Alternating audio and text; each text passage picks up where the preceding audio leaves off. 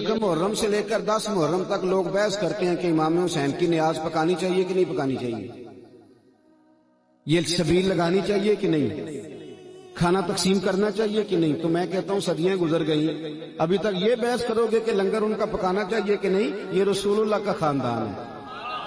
اب تو یہ مسئلہ پوچھا کرو کہ صاحب امام حسین کا لنگر وضو کر کے پکانا ہے کہ بغیر وضو کے بھی پک جاتا ہے؟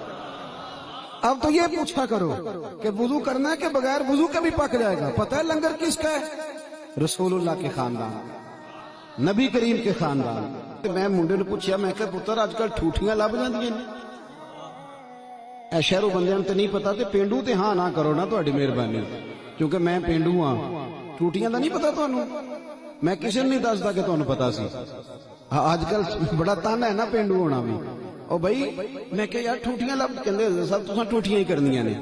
میں کہ میں جدوں مدرسے داخل ہویا نا، جدوں بندے نوں مسئلہ آن لگ پے تے پھر کسی نوں دسے نہ، یہ بھی بڑی آزما بھی خراب ہو جاتا نا مسئلے پڑھ کے میرے ورگے بندیاں نے۔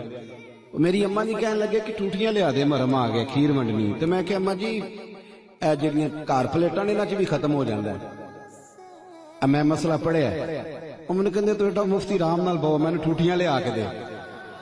تو ماں سے اب امام اعظم ابو حنیفہ رحمۃ اللہ علیہ کے زمانے میں ایک واعظ تھا، باز کہتا تھا، وہ امام صاحب کی والدہ کہتی جاؤ مجھے اس سے مسئلہ پوچھ کے بتا کے دو۔ تو امام صاحب کہتے ہیں وہ میرا شاگرد ہے، کہتی نہیں نہیں تیری تو مجھے سمجھ نہیں آتی۔ امام صاحب اس کے پاس جاتے، جا کے کہتے کہ اس مسئلے کا حل بتاؤ، تو وہ کہتا جی حضور مجھے کیا پتا، میں تو آپ کا شاگرد ہوں۔ تو امام صاحب فرماتے کہ اچھا میں تجھے سوال کا جواب بتاتا ہوں، توجہ ہے میری بات پر؟ ادب والے لوگ ادب والے ہوتے ہیں۔